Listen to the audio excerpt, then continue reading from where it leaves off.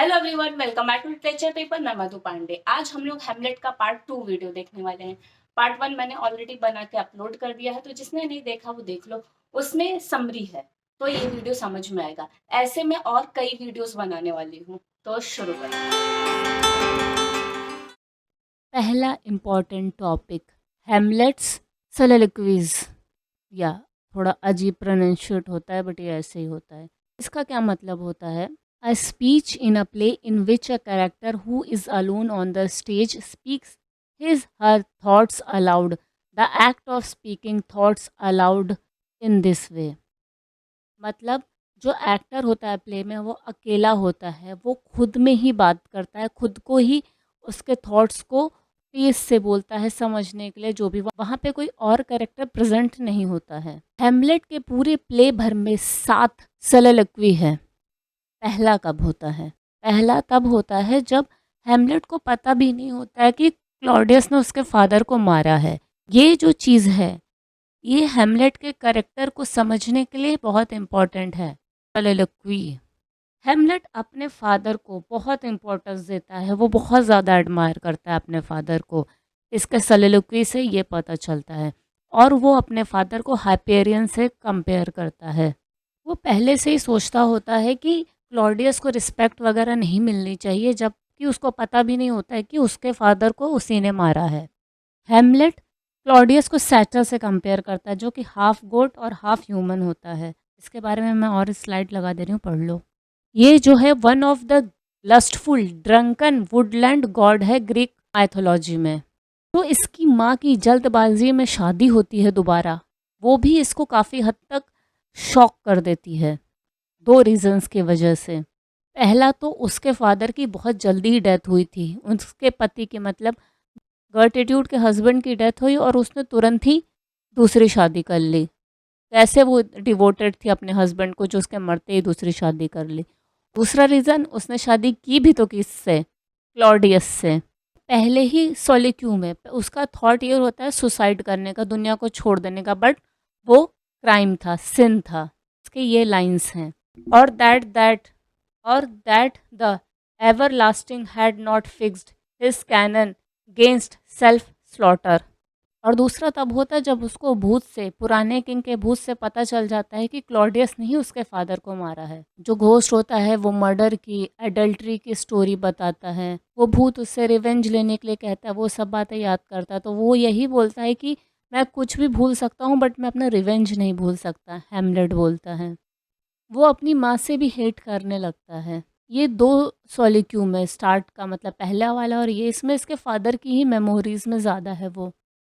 Third, ये तब होता है जब जो प्लेयर्स होते हैं, जो एक्टर्स होते हैं, वो अपना प्ले रिसाइट कर लेते हैं, मतलब उस चीज़ को लाउडली बोल लेते हैं। ये सिर्फ सब चीज़ें मैंने समरी में बताई हैं, तो वो नहीं देखे तो पहले देख लो, फिर ये चीज़ समझेगी और अच्छे से। पहले हेमलेट अपने आप को प्लेयर्स के साथ कॉन्ट्रास्ट करता, मतलब एक्टर्स के साथ कॉन्ट्रास्ट करता, उसको अपने मतलब कैरेक्टर से जोड़ने की कोशिश करता, देखने की कोशिश करता है। वो एक्टर्स अपने परफॉर्मेंस में इतने ज़्यादा इन्वॉल्व थे कि वो काफ़ी मूव्ड हो गए थे उस चीज़ से, तो उस चीज़ से वो खुद को भी जोड़ने की कोशिश करता है। वो अपने आप को सोचता है कि वो मिडल हेडेड है, लाइक जॉन ड्रीम्स, मतलब इसका मतलब ये होता है कि जो इंसान डे ड्रीम करता है, वो बातों के बारे में बस सोचता है, उसके बारे में कुछ करता नहीं, या फिर वो कॉवर्ड है।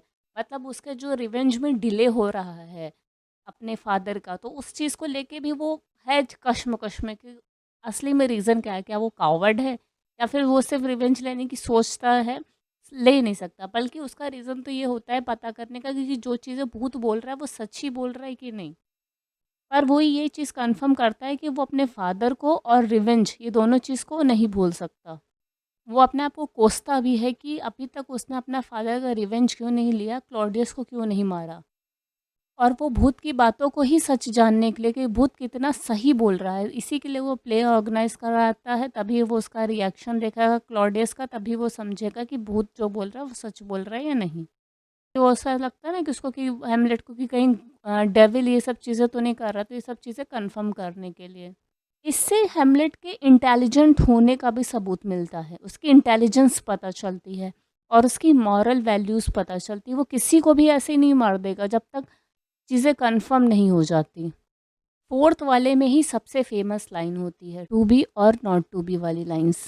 ये one of the fine poetic passage है, सिर्फ इस प्ले का नहीं, शेक्सपियर के करियर का भी। ये डिफरेंस है एसेंस, मतलब to be and matter not to be का। इसमें ये वो सोचता है यही कि चीज़ें ऐसी हैं या नहीं हैं। वो सोल के बारे में सोचता है, डिवाइन सेल्फ के बारे में सोचता है, और वो अपने लैक ऑफ एक्शन के बारे में भी सोचता है कि अभी तक बदला क्यों नहीं लिया। वो अपने कांस्टेंट थॉट्स में फंसा हुआ है, चीज़ें सोचने में लगा हुआ है, काफ़ी ज़्यादा परेशान भी है, वेयरी भी है वो। फिफ्थ, ये तब होता है जब वो अपने मदर के चैम्बर्स में जाने से पहले रहता है।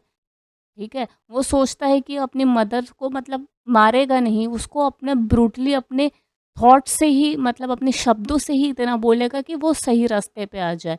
मतलब उसके लिए तो वो गलत ही है ना कि उसने उसके फादर मरा नहीं, जल्दी किसी दूसरे से शादी कर ली। वो उसको इतना क्रूअली बोलेगा कि उसको चीज़ें समझ में आएँ। वो उसके नेचर को सुधारने की कोशिश कर रहा है। ये अपने वर्ड्स के थ्रू ही चीज़ों को सॉल्व करने की कोशिश कर रहा है। वो ब्रूटली बोलेगा, बहुत ब्रूटली, बट उसकी माँ सही रास्ते पे आ जाए इसके लिए। वो अपनी माँ को पूरी तरीके से शेमफुल करना चाहता है। सिक्स्थ, ये तब बोलता है जो किंग होता है वो प्रे कर रहा होता है, मतलब वही जो उसका देख के आता है प्ले, तो उसके बाद का। तो वो प्रे कर रहा था तो उसके पीछे खड़े होके वो सब तब सोचता, मतलब थोड़ा डिस्टेंस तो रहेगा ही कि वो किंग ना सुन ले। अब उसको पूरा वेरीफाई हो चुका है घोस्ट की बात का, play with in the play से सब समझ में आ गया है। उसके एक्सप्रेशंस देख के वो समझ गया है कि जो क्लॉडियस है वो गिल्टी है। अब किंग का भी कॉन्शियस पूरा हिल गया है, तो वो प्रे कर रहा था।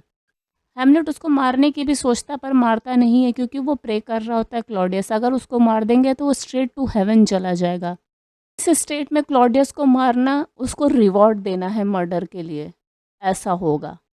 वो क्लॉडियस को मारने की सोचता है जब वो सो रहा हो या ड्रंकन हो या एंग्री हो तब। स्वेयरिंग, हंटिंग, मतलब ऐसी सब चीज़ों में मारने की सोचता है। ऐसी चीज़ों में, जबकि अगर उसको मार दो तो श्योरली वो हिल ही जाए। इससे भी फिर हेमलेट की इंटेलिजेंस और मॉरलिटी के बारे में पता चलता है। सेवेंथ, पहले के दो जो सॉलिक्यू हैं वो उसके डेड फादर की मेमोरी और रिमेम्बरेंस पे हैं। थर्ड और फोर्थ कॉन्शियस को लेके हैं, उसकी कॉन्शियस और अंडरस्टैंडिंग को लेके। फिफ्थ और सिक्स्थ विल को लेके हैं, उसकी दृढ़ शक्ति को लेके हैं। वो ये सोचता है, he feels that he has the cause and will and strength and means to kill Claudius. इसमें यही बैटल चल रहा है हेमलेट के माइंड में, उसकी सोल में। कैसा लगा वीडियो? जैसा भी लगा कमेंट करके बताओ। अच्छा लगा है तो लाइक करो। चैनल पे पहली बार हो और अभी तक चैनल सब्सक्राइब नहीं किया तो चैनल सब्सक्राइब करो, साथ ही साथ बेल आइकन प्रेस कर लो, तो जब भी मैं न्यू वीडियो डालूंगी तो उसकी नोटिफिकेशन मिल जाएगी। ये रही मेरी इंस्टाग्राम की आईडी, यहाँ मुझे फॉलो कर सकते हो, तो जो भी डाउट रहेगा डायरेक्ट डीएम कर सकते हो। Thanks for watching, see you next time, bye bye.